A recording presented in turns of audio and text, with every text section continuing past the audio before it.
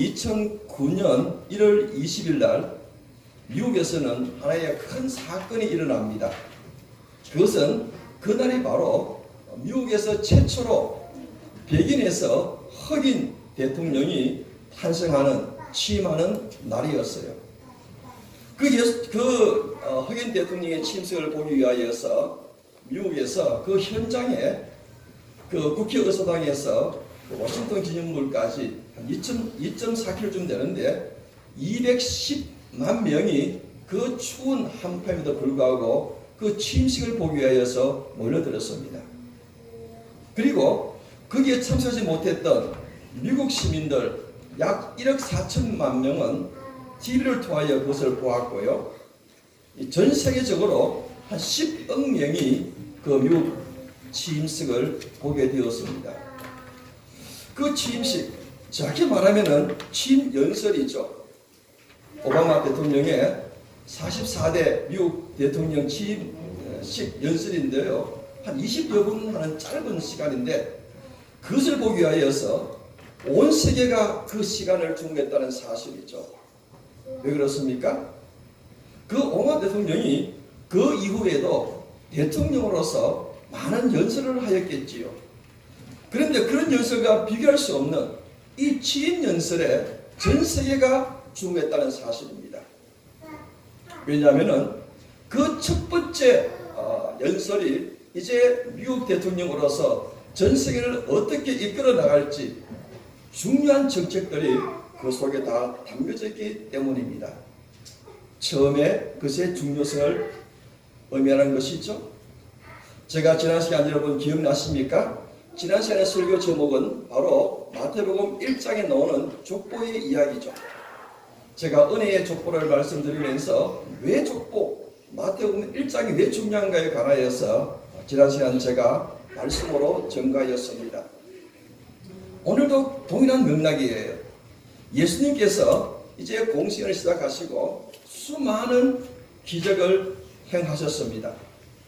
그런데 그 수많은 기적 가운데에 오늘 읽었던 이 본문의 말씀은 바로 갈릴리 가나에서 행하신 물로 포도주로 만드신 예수님의 수많은 기적 가운데의 첫 번째 기적의 사건을 기록하였다는 것입니다. 그래서 성경 말씀도 요한복음 2장 11절에 예수께서 첫 표적을 갈릴리 가나에서 행하셨다. 그렇게 말씀이 증거되어 있다는 사실이죠. 그러므로서 이 첫 번째 기적 사건 속에서 예수님께서 이 땅에 오셔서 왜 무슨 일을 하시는지 이 첫 기적 표적 속에 담아서 예수님의 기적의 근본 정신, 대표성을 우리에게 전하여 주신다는 사실입니다. 그리고 이 첫 기적을 통하여서 우리에게 영원한 기쁨, 즐거움, 행복을 주신다는 그 메시지를 우리에게 전구해 주고 있다는 것입니다. 그래서 오늘 이 시간, 짧은 시간이지만은 이 첫 기적을 통하여서 예수님께서 우리에게 주시고자 하는 목적이 무엇인지, 방향이 무엇인지에 관하여서 같이 상고해 보겠습니다. 여러분 11절을 보시면은 이렇게 성경에 기록되어 있죠. 예수께서 이 첫 표적을, 요한복음에서는 이 기적을 표적이라는 단어로 쓰고 있는 것입니다. 이 표적이라는 단어는 좀 의미 있는 그런 단어죠. 쉽게 말하면은 안내판을 의미하는 것입니다. 여러분 우리가 길에 가면은 많은 안내판이 있죠. 그 안내판의 용도가 무엇입니까? 어떤 목적과 방향을 알려줄 때에 안내판을 쓰지 않습니까? 제가 이 화분을 제가 얘기할 때에 이 손가락으로 가리키는 거죠. 이 손가락은 이 화분을 가리키는 안내판 역할을 하죠. 그래서 사람들은 제 손가락을 보는 것이 아니라 손가락이 지시하는 저 화분을 보지 않습니까? 바로 예수님께서 행하신 기적이 바로 그런 의미라는 것이죠. 이 표적이라는 단어는 헬라어로 세미온이라고 하는데 바로 안내판이라는 역할을 우리에게 말하고 있는 것이죠. 안내판은 어떤 목적을 정확하게 전달하는 것이 안내판의 생명이죠. 사람들이 안내판을 보고 그 목적을 가지 아니하고 안내판에 있는 그림이 화려해서 그 안내판 앞에 서서 안내판만 보는 것이 아니지 않습니까? 안내판을 통하여서 안내판이 지시하는 그 목적으로 가는 것이 안내판의 역할이죠. 예수님의 기적 사건도 마찬가지입니다. 예수님께서 기적을 행하실 때에 많은 사람들은 기적 그 자체에 놀라워합니다.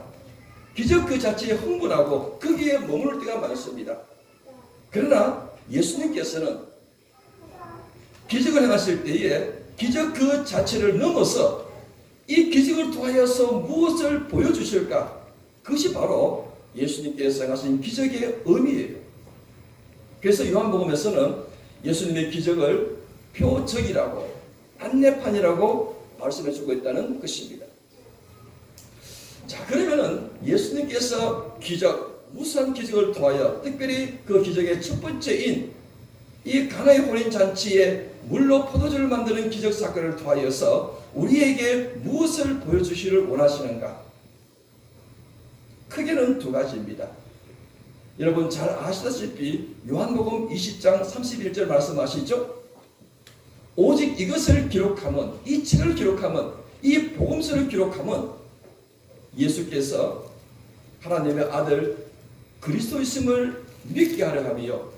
첫 번째 이유예요. 그리고 그 이름을 힘입어 생명을 얻게 하려 함이라. 생명은 영생, 또 우리가 더 나아간다면 천국을 의미하는 것이죠. 다시 말해서 예수님께서 이 기적 앞으로 이루어질 수많은 기적도 포함될 수 있지만 이 첫 번째 기적을 통하여서 예수님이 어떤 분이신가, 예수께서 이 땅에 무엇을 하러 오셨는가, 그것을 이 기적 속에 담아서 우리들에게 증거해 주시기 위함입니다. 그래서 오늘 이 갈릴리 가나 혼인 잔치 첫 번째 표적을 통하여서 물로 포도주를 만드는 사건을 통하여서 우리에게 먼저 예수님이 어떤 분이신가, 그분은 바로 하나님의 아들이시고 그리스도이시다는 것을 먼저 알려주시기 위함이라는 것이죠. 한번 생각해 보세요. 세상에 어느 누구, 어느 과학자가 한순간에 물을 포도주로 만들 수 있는 그런 능력을 가진 인간이 어디 있겠습니까? 물로 포도주를 만든다는 것은 그죠? 인간이 할 수 없는 영역입니다. 이것은 오직 천지를 만드신 하나님만이 할 수 있는 영역이에요. 이것은 오직 무에서 유를 만드시는 하나님의 능력이 아니고서는 절대로 물을 포도주로 한순간에 바뀌게 할 수 있는 그런 능력은 없다는 사실이죠. 그래서 예수님께서 갈릴리 가나 혼인 잔치에서 물로 포도주를 만들어 주심을 말미암아 예수님이 어떤 분이신가? 바로 나는 하나님의 아들이다 라는 사실을 먼저 알려준다는 것이죠. 두 번째로는 바로 우리에게 영생, 생명을 주시기 위한, 쉽게 말하면 천국을 주시기 위하여 이 땅에 오셨어요. 주님의 그 공생에 처음 하신 말씀이 어떤 말씀이었습니까? 마태복음 4장 17절을 보니까 회개하라, 천국이 가까이 왔다. 천국을 주시기 위한 이 땅에 오신 이유예요. 그런데 문제는 여러분과 천국 하지만은 어느 누가, 이 땅에 있는 어느 누가 천국에 관해서 자세하게 설명할 수 있겠습니까? 육신에 속한 인간이 어떻게 하늘에 있는 천국을 이해할 수 있겠습니까? 이해할 수 없는 것이죠. 이 차원의 문제가 아니겠습니까? 성경에 보시면은 천국에 관한 말씀들이 좀 몇 군데 나와 있어요. 물론 자세하게 나와 있지 않지만 특별히 요한계시록 보면은 천국에 관한 그 한 모습들을 우리들에게 보여주고 있습니다. 예를 들어서 요한계시록 4장이나 요한계시록 5장, 그리고 요한계시록 21장, 22장에 보면은 거죠. 천국에 관한 모습들이 보여져요. 근데 그것도 굉장히 상징적인 언어가 강합니다. 그렇지만 그것도 천국의 한 일부분이지 천국의 전부를 보여주신 것은 아니죠. 또 우리가 성경을 보시면은 이 땅에 살면서 천국을 경험했던 한 인물이 등장하죠. 누구죠? 사도 바울이죠. 사도 바울은 참 하나님의 은혜를 많이 받은 분이었었어요. 이 땅에 살면서 육신의 몸을 입으면서도 천국을 경험했던 인물입니다. 그런 자기 신앙 고백이 고린도 후서에 그가 자기의 신앙 고백, 천국을 봤다는, 나그네 들어갔다는 것을 고백하죠. 물론 사도 바울은 내가 갔다는 말을 하지 않습니다. 고린도 후서 12장 2절에 보면은 내가 그리스도 안에 있는 한 사람을 아노니 그가 14년 전에 셋째 하늘, 성경에서 셋째 하늘은 하나님이 계신 곳, 쉽게 말하면은 천국을 의미하는 것이죠. 예, 천국에 올라갔다는 것이, 이끌려갔다는 것이죠. 그래서 4절 보면은 그 나그네 이끌려갔는데 말할 수 없는, 말로 표현할 수 없는 말을 들었으니 사람이 가히 이르지 못할 말이로다. 사도 바울은 천국을 경험했어요. 그런데 그 경험했는 이야기를 할 수가 없는 것이죠. 왜냐하면 말할 수 없는, 가히 이르지 못할 말을 듣고 왔기 때문이죠. 여러분, 사도 바울이 어떤 분입니까? 우리같이 이렇게 평범한 그런 인물이 아니죠. 역사상 가장 뛰어난 석학이에요. 가장 지식인이에요. 그런 사도 같은 분들도 천국을 경험했는데 그가 말하기를 가히 말로 표현할 수 없다. 그래서 천국에 관한 묘사를 하지 않습니다. 그걸로 끝내버립니다. 자, 그러면 그 천국을 예수님께서 우리에게 어떻게 묘사할 수 있겠는가 하는 문제죠. 어떤 분이 이렇게 천국에 관한 비유를 이렇게 말씀하신 분이 계셔요. 우주 비행사와 개에 관한 비유를 이렇게 들면서 말씀하십니다. 우리가 그 동물 가운데에 개는 거죠. 굉장히 인간과 친하죠. 인간과 교감이 강하죠. 그래서 개를 귀여워하고 키우고 심지어 자기 식구처럼 같이 하지 않습니까? 그래서 개들도 주인을 잘 따르죠. 심지어는 주인의 몇 가지 명령도 잘 지키지 않습니까? 그런다 할지라도 아무리 주인이 개를 사랑한다 할지라도 그 개가 그 주인, 인간의 세계, 인간의 문명, 인간의 삶의 방식을 이해할 수가 있겠느냐 하는 것이죠. 우주 비행사가 개를 굉장히 사랑하였어요. 아끼고 기여하고 사랑하고 자기의 어떤 심지어 자식처럼 이렇게 기여했는데요. 개도 우주 비행사를 주인처럼 아주 잘 따랐죠.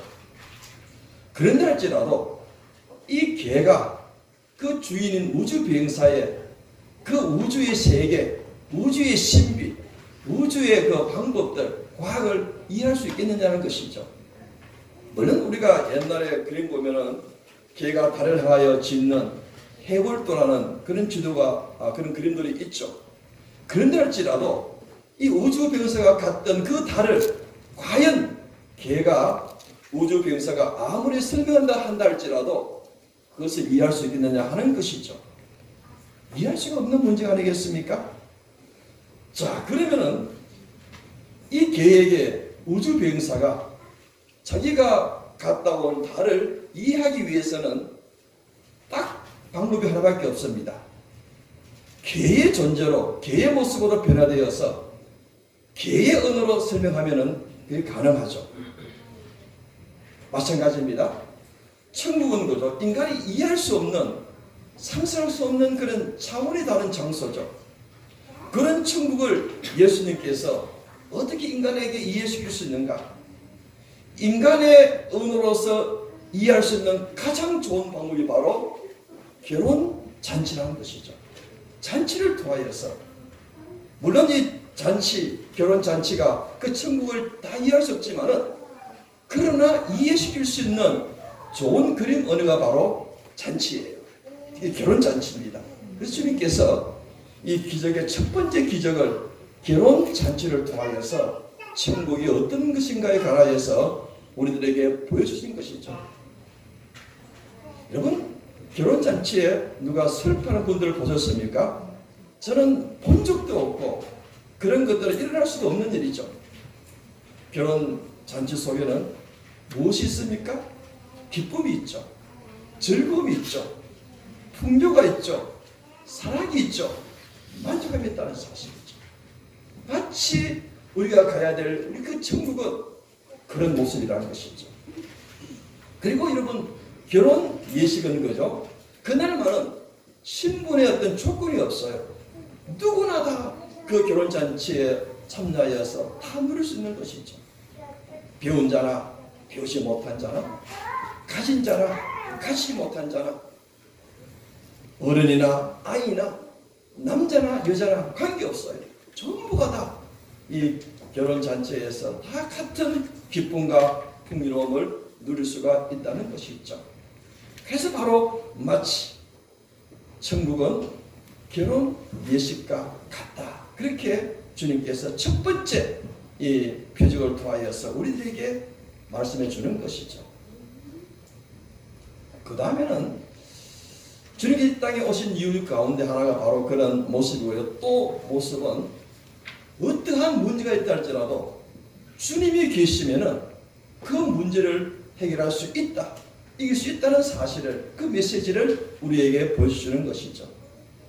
우리가 인생을 살 때에 얼마나 많은 난관과 어떤 문제는 인간의 힘으로 할 수 없는 그런 부분도 많이 있지 않습니까? 그럴 때에도 염려하지 말라. 나에게 나오면은 내가 물로 포도주를 만든 것처럼 너 인생의 모든 문제의 해결을 내가 해주겠다는 것이죠. 우리가 그 불교는 그죠? 속세를 따라서, 속세와 관련 없이 속세를 따라서 이 산중에서 이렇게 돌을 닦는 종교를 하지 않습니까? 유교는 이 환경에 많은 영향을 받죠. 그래서 명모삼천지교다. 이런 환경에서 좋은 일이 난다. 그러나 기독교는 환경 속에서 환경을 변화시키는 능력이 있는 것이 바로 기독교입니다. 왜냐하면 주님께서 이 첫 번째 기적을 통하여서 우리에게 말씀하셨기 때문입니다. 그래서 기도가 중요하다는 것이죠. 우리가 늘 읽었던 말씀, 예레미야 33장 3절 말씀, 너는 내게 부르짖으라. 내가 너에게 응답하겠고 내가 알지 못하는 놀라운 일을 내게 보이리라. 오늘 이 가나안 잔치에 포도주가 떨어졌죠. 얼마나 큰 문제겠습니까? 이 이스라엘 제방에 쓰는 거죠. 결혼 예식에서 가장 중요한 음식이 바로 포도주입니다. 우리 한국에서 가만히 보면은 거죠. 우리 전라도 쪽에서는 홍우회예요. 결혼식 하면은 홍우가 반드시 올라와야 돼요. 근데 제가 그 영주에서 잠깐 목회할 때는 거죠. 영주 그쪽 지방에는 결혼식을 하면은 반드시 올라와야 되는 두 가지 음식이 있습니다. 하나는 한우 불고기, 그 수입고기, 그는 취급다랍니다. 또 하나는 문어회예요. 희한하게 두 가지가 항상 그 결혼식 때마다 올라와요. 마찬가지로 이스라엘에서는 포도주가 가장 중요한 결혼 예식에서 우리 음식이죠. 그런데 이게 떨어졌어요. 큰 문제죠. 그러나 오늘 3절 보니까 먼저 예수님께 가서 이 문제를 내어놓은 그 순간부터 이 문제가 해결되었다는 것입니다. 여러분, 주님께서 이 땅에 오신 목적은 인생에서 어떤 문제가 있다 할지라도 주님께 내어놓으면 주님께서 그 모든 문제를 해결해 줄 수 있는 분이라는 사실을 이 첫 번째 표적을 통하여서 우리들에게 알려주는 것입니다. 그리고 또 하나, 어떻게 이 표적이, 이 역사가, 이 기적 사건이 예루살렘에 있지 아니하고 왜 가나안 갈릴리 가나에서 이루어졌는가 하는 사실입니다. 중요한 것은 장소의 문제가 아니라 가나에는 그 기적을 일으킬 수 있는 믿음의 사람이 있었다는 사실이죠. 여러분, 예수님의 기적의 사건은 그 배후에는 그것을 일으킬 수 있는 믿음의 인물이 있어야 된다는 것입니다. 오늘 말씀에는 바로 예수님의 어머니이신 마리아가 거기 있었죠. 5절에 보니까 이런 어려운 문제 가운데에 아이들에게 말하기를 주님께서 무슨 말씀을 하시든지 그대로 행하라. 5절의 말씀이죠. 자, 그게 말씀에 따라서 하인들이 6절, 7절, 8절을 보면은 거죠. 예수님께서 그 집 앞에 있는 돌다리에 물을 부으라 명령하시죠. 만약 우리라면은 거죠. 아니 예수님 지금 어느 때인데 그 항아리에 물을 붓습니까? 지금은 급한 것이 돈을 주셔가지고 좀 멀더라도 이웃에 포도들을 사오는 것이 낫지 왜 쓸데없이 왜 항아리에 물을 붓게 하십니까? 그 인간의 상식으로 인간의 이성으로 그렇게 우리가 말할 수 있지 않겠습니까? 그런데 놀랍게도 오늘 말씀을 보시면은 그죠? 하인들이 말없이 그 예수님의 명령을 따라 행합니다. 그 돌 항아리에 물을 붓죠. 그리고 더 놀라운 것은 예수님께서 그 돌 항아리에 부은 물을 떠서 누구에게 갖다 주라 했습니까? 연회장은 그 어떤 잔치에 있어서 그 음식이나 음료 같은 것을 맨 처음으로 시식하는 사람을 말하죠. 연회장에 갖다 주라는 것이죠. 여러분 상식적으로 생각해 보세요. 이게 물을 갖다 주면은 거죠. 얼마나 자기들이 혼나겠습니까? 그러나 하인들은 불평이나 원망이나 어떤 따짐이 없이 그대로 예수님의 말씀대로 순종했다는 사실이죠. 쉽게 말하면 믿음이었죠. 그런데 놀랍게도 인간의 상식을 넘은 그 믿음의 길이 어떻게 되었습니까? 가장 좋은 포도주로서 연회장이 칭찬했다는 사실이죠. 예수님의 기적은 아무 장소나 일어나지 않습니다. 어느 장소, 어느 때와 장소가 중요한 것이 아니라 거기에 믿음의 사람이 있는가? 믿음의 사람이 있으면 반드시 어떤 장소랄지라도 예수님의 놀라운 기적 사건이 일어날 수 있음을 우리에게 알려주는 말씀입니다. 이 말씀은 옛날 가나에서만 이루어진 사건이 아니죠. 오늘도 동일합니다. 굳건한 믿음이 있으면 여러분 그 장소에서 예수님의 놀라운 기적 사건이 오늘 우리의 삶 속에 우리의 믿음의 삶 속에서 일어날 수 있다는 사실을 첫 표적이 우리에게 증거해주고 있는 것입니다. 사랑하는 성도 여러분, 예수님께서 땅에 오신 이유는 그분이 하나님의 아들이시요 그리스도 구원자로서 우리에게 영생을 주시기 위하여 오셨다는 사실을 우리는 믿는 것이죠. 또한 그 믿음의 어떤 도구로서 믿는 자를 통하여서 주님의 놀라운 역사심을 오늘 기적 사건을 통해서 보게 되었습니다. 그런 믿음의 사람의 속에 여러분들이 포함되어서 여러분들의 모든 삶 속에 이런 놀라운 예수님의 기적 사건을 통하여서 풍요로운 기쁨, 행복한 귀한 삶의 역사가 매일매일 일어날 수 있는 한 해가 되시기를 간절히 바랍니다. 기도하시겠습니다. 전능하신